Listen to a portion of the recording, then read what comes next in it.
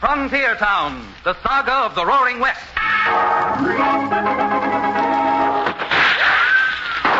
Frontier Town.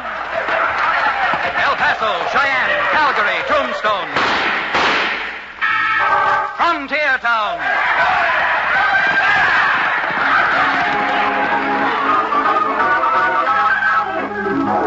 Here is the adventurous story of the early West, the tamed and the untamed. From the Pecos to Powder River, Dodge City to Poker Flat. These are the towns they fought to live in and lived to fight for. Teeming crucibles of pioneer freedom. Frontier Town!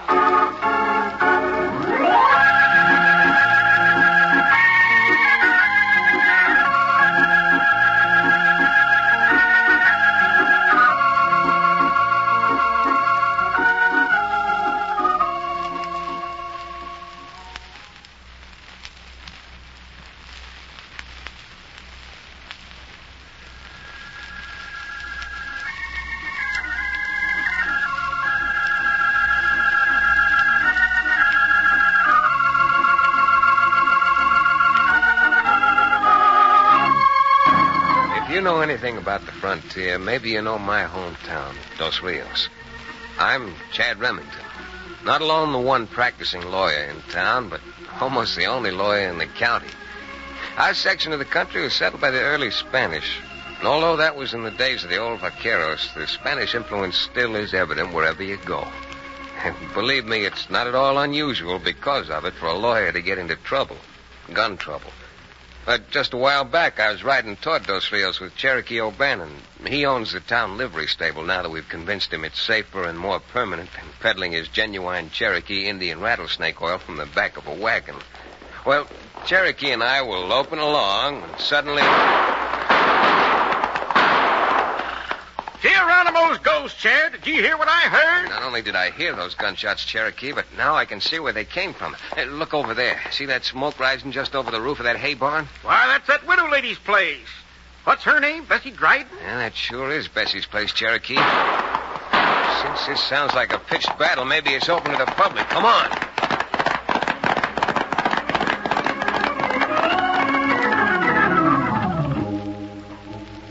As we rounded the clump of aspens which shield Bessie's house from the road, we saw a sight which stopped us for a moment.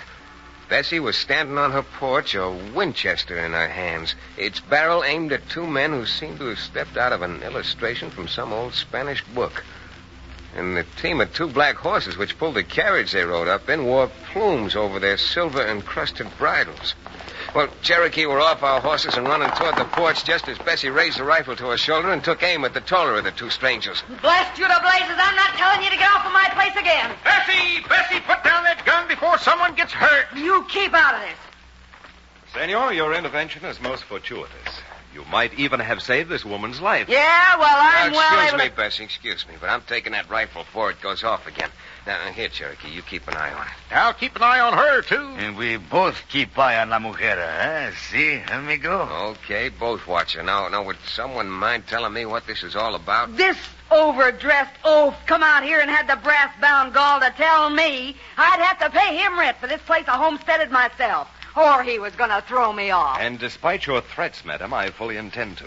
This land, all of it, belongs to the Chavez family. The Chavez family? Perhaps I'd better introduce myself.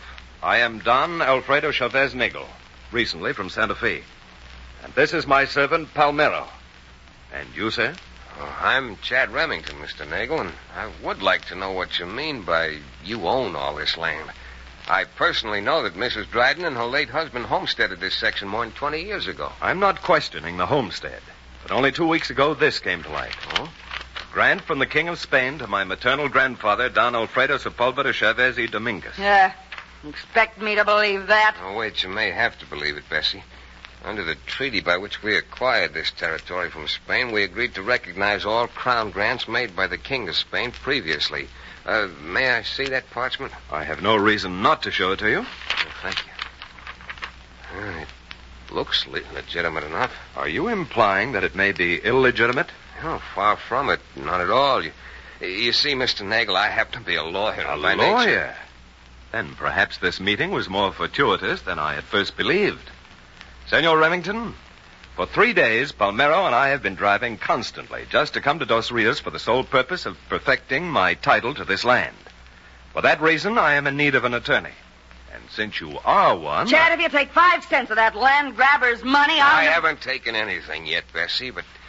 Well, since from the description in this deed, Mr. Nagel may hold title not only to your property, but to most of the ranches in this valley, I think it might be good business for all of us if we did ride into my office and talk this over.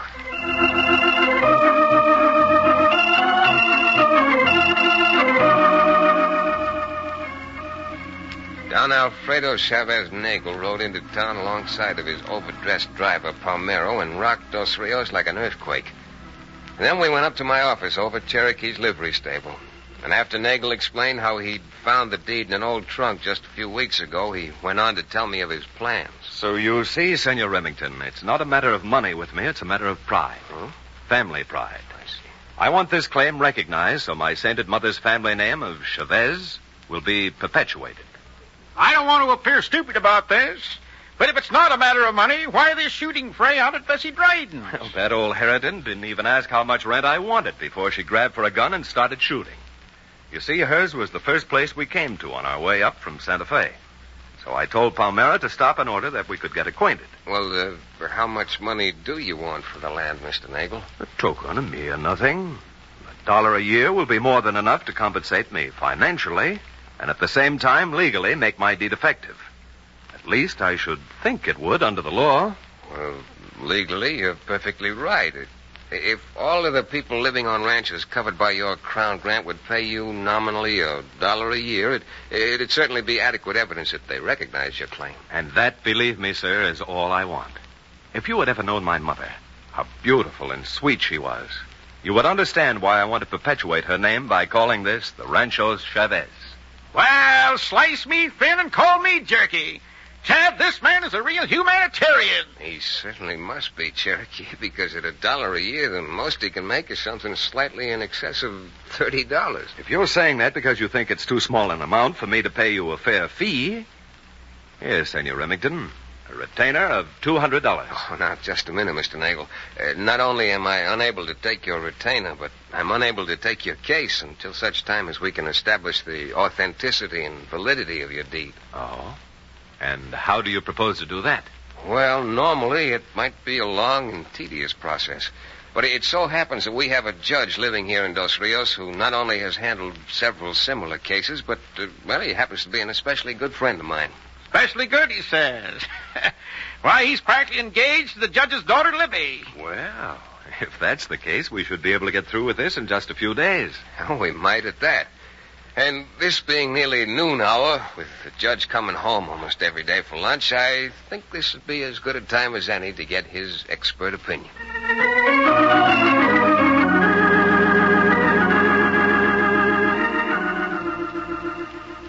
Well, Judge, what do you think? Seems to be no question about this deed, Chad. And, Mr. Nagel, everything seems exactly as it should be, even down to the seal and ribbons. Wouldn't those ribbons look lovely on a hat or a new dress?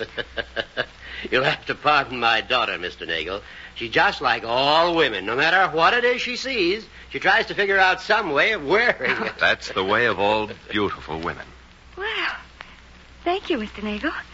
Did you hear that, Chad? Well, I certainly did, Libby. And all I can say is, in this case, the client is speaking for his attorney. Oh, excellent, Mr. Remington. Very well put. I hope I can do as excellent a job in convincing the ranchers around here to pay you that $1 a year and not combat your claim. But even with Mr. Nagel charging them only $1 a year for rent? The folks around here, my dear Libby, have hair-trigger tempers, or else they wouldn't need a judge. Or a lawyer. I just got a thought. Most of the men affected by this Spanish grant will be attending the meeting of the Cattlemen's Association tomorrow to discuss driving their herds up to market. So if you'll come along with me and back me up, I think we can soon make them realize they're getting off mighty lucky.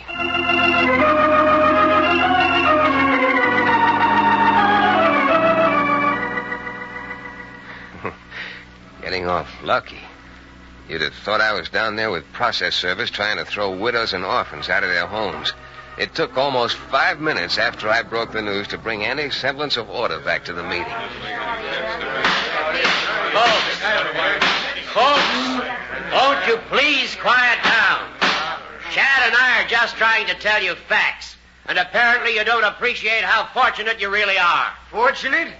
Is someone else taking our land out from under us? Now, Kirby, no one's taking anything out from under anybody. Matter of fact, the land doesn't even belong to you. Never did. Except that now Mr. Nagel's willing to let you keep the land by paying him $1 a year. Yeah, but suppose he changes his mind 2 years from now. He can't, Bodine. I've drawn leases for everybody that guarantees $1 rental for 49 years. I've seen Mr. Nagel's deed. It grants to his maternal grandfather in perpetuity the 12,800 acres north of Navajo Pass, as well as the 18,000-odd acres to the south of the pass by the Arroyo. And instead of charging you $1 an acre, which would mean $30,000 a year to him, Nagel's just going to charge 27 of you ranchers $1 apiece. Good grief, men. My own father settled here before most of you did. The ranch he left me is north of the Navajo Arroyo on Mr. Nagel's property. You're no better off nor any worse off than I am. And I'm tickled to death to sign this lease, just as I'm recommending to you all that you should. Well, I'm not going to spend all week arguing about these leases. If we don't get our cattle up to market, the buyers will have gone back east. And then we won't even have the $1 to pay for the lease. You got the lease with you, Chad? I'll sign. Well, now you're really talking. If you'll step up here, Mr. Nagel, and sign these leases as owner of the land, I'll see that these men execute them as the tenants.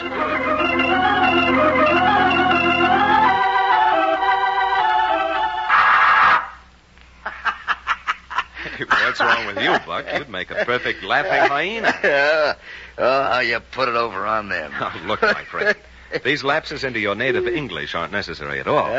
Not alone had you better stick to that Spanish dialect, but as my driver, Palmero, you better practice it, too. Oh, si, I practice it good, I think, huh? Yeah, you know, when that judge got up and started talking about the north side of Navajo Pass and then the south side, I thought sure the game was up. I thought somebody had tumbled to what you were going to pull. My dear Buck, I mean Palmero. I've engaged the finest lawyer in the county, and I had the support of the judge. They are reputable citizens. But what their reputations may be after they've found what we've done with Navajo Pass is something I'd rather not contemplate.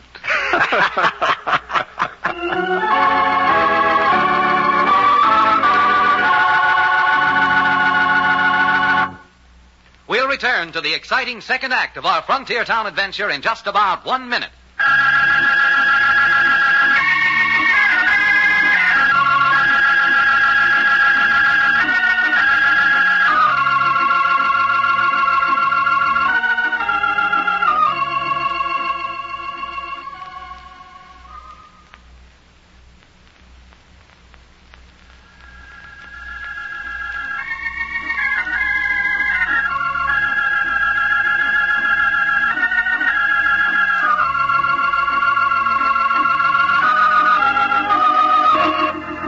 And now, Frontier Town.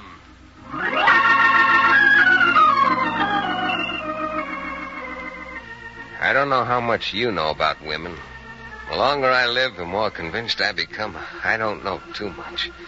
But there's one thing I've started to learn about, and that's a woman's intuition. Take that night, the night of the meeting of the Dos Rios Cattlemen's Association.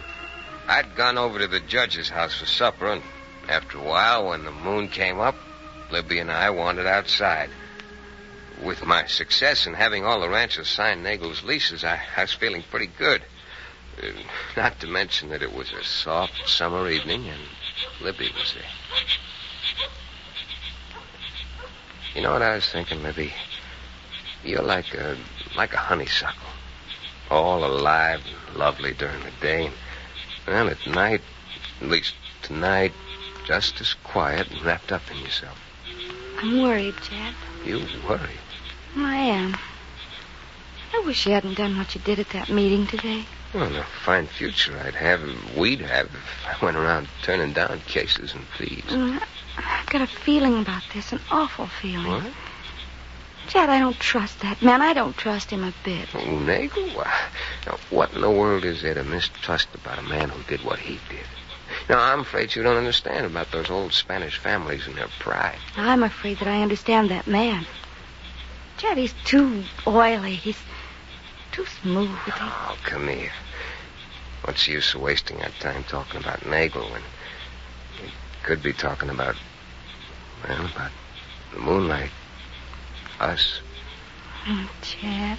Oh, Libby, I wonder if you'll ever know how much I... Hey, Chad! Chad, I've got the horses here, and it's time to be riding back to the ranch. What a time for him to show up. All right, Cherokee, be there in a few minutes. Young fella, me lad, there's a cattle drive starting tomorrow morning. And if you want to be up at Navajo Basin with your herd at sunup, you better be getting some sleep. My master's voice. And I guess he's right at that, Libby. Goodbye. I'll see you when we get back from market. Be careful, Chad. Promise me you will. Be careful. What about? I don't know. Just be careful, Chad. Be careful about everything. Everything.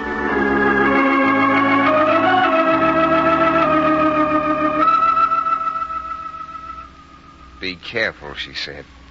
But by then it was too late.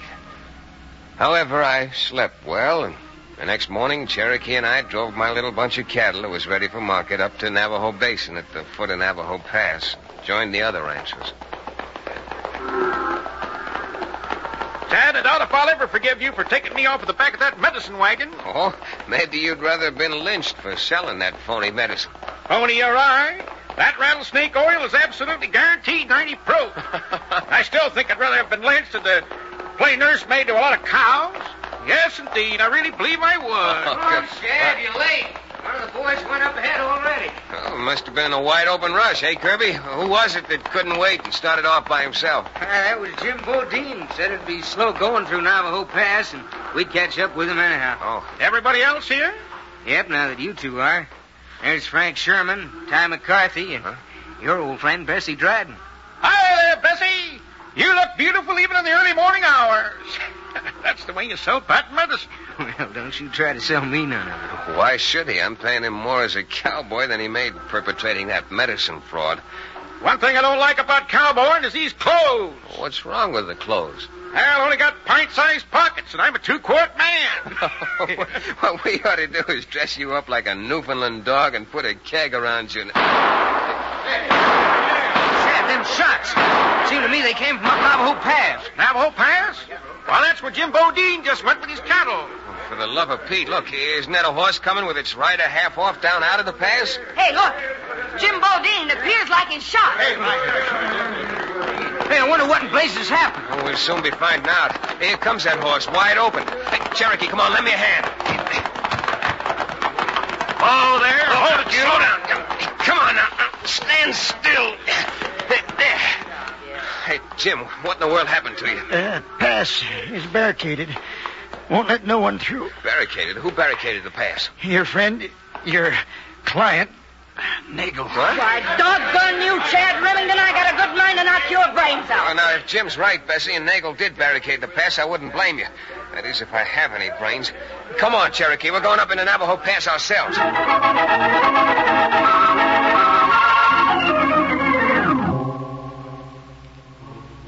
Jim Bodine was right, except it wasn't exactly a barricade. It was more like the breastworks at Gettysburg.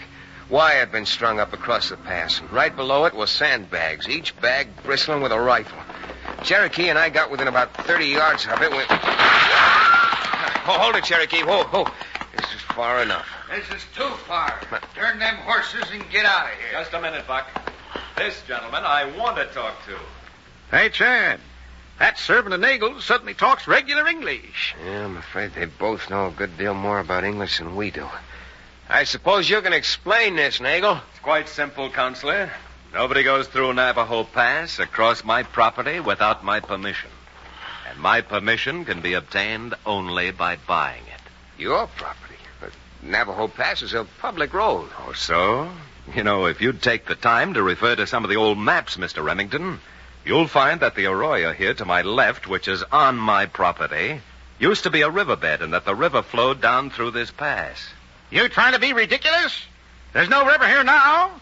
And what's that got to do with it anyhow? Well, it may have a lot to do with it, Cherokee. I suppose you realize, Nagel, that if you delay these ranches until the cattle buyers have gone back east, that every ranch is going broke. Naturally. And therefore, they should be glad to pay for the privilege of crossing my land. Let's say $5 a head. You know something? I'm even starting to doubt that this is your land. You know, your doubts might have been well-founded before you so nicely drew up those leases. Now it's of record that every rancher around here has acknowledged in writing my title to this land. Why, you're a bigger thief than I am. I used to be, that is. Nagel, all I can tell you is this. So far, you've succeeded in sucking me in, making a fool of me. But that cattle's going to get to market on time. All right, turn that nag around, Cherokee. We're getting out of here.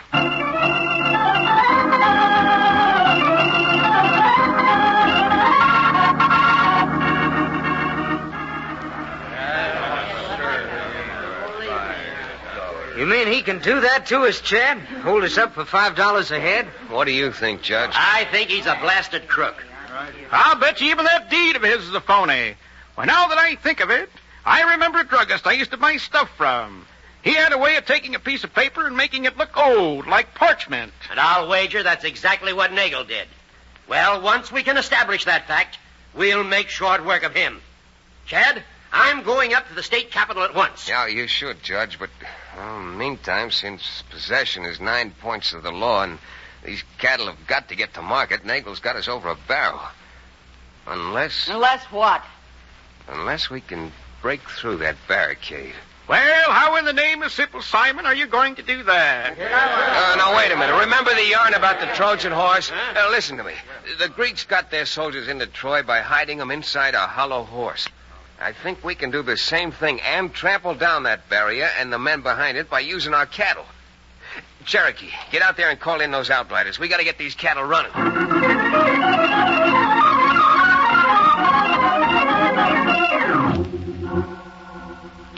Why, after what I'd let them in for, they even listened to me doesn't make much sense. Because the idea itself was as wild as a coyote that's been feeding on loco weed. But this was a desperate situation, called for desperate means. I knew that 50-odd ranchers and cowpokes wouldn't stand a chance against those rifles that stuck out of the barricade like quills out of a porcupine's back. About the only thing that could blast them out of there would have been cannon. Or, I hope, the surging, irresistible charge of some 3,000 head of cattle. Well, since, as we lawyers say, time is of the essence, we didn't waste time arguing. We lined up the herds about 8 abreast, packed close enough to just fill the pass so there'd be no turning back. And then with one wild whoop and the echo and roar of 6 guns, we started those cattle toward the barricade at a dead run. Hey,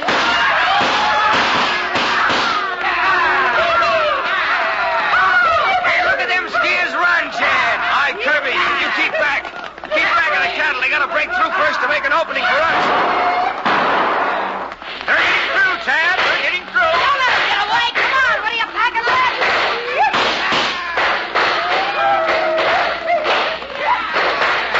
Hey, the wire's down, Chad. Them gun hands and Nagels are giving up. Cherokee, you come on with me.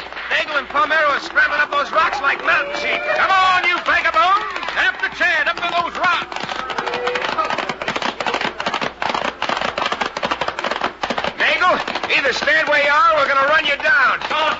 I haven't even got a gun. All right, hold it, Cherokee. Hold it. Keep these 2 buzzards covered. Remington, this is something you're going to pay for personally. This is my land. Every foot of it is my land. Yeah, I guess it is your land to all intents and purposes, Nagel.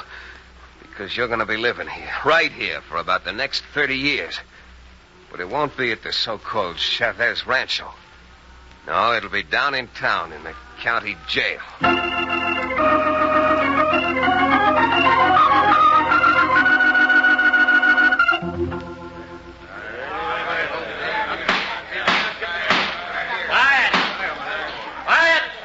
There'll be silence in this courtroom while I pronounce sentence on the prisoners.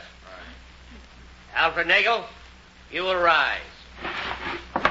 This court finds you guilty of forgery, attempted homicide, and of operating a bunco game, and sentences you and Buck Palmer, alias Palmero, to state's prison for from 20 to 50 years at hard labor. Court dismissed.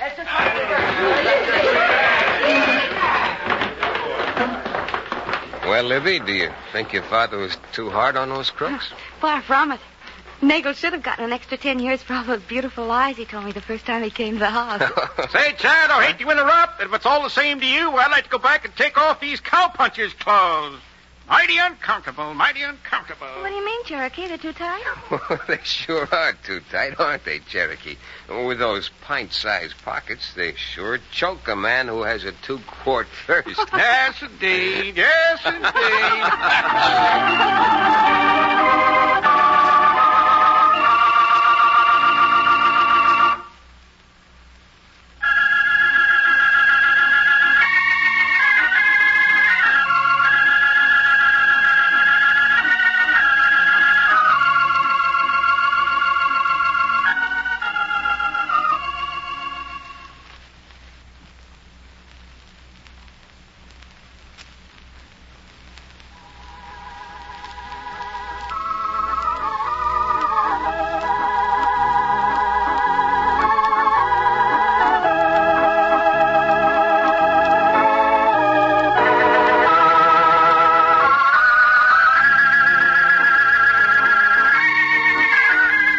Frontier Town, starring Tex Chandler, is a Bruce Ells production.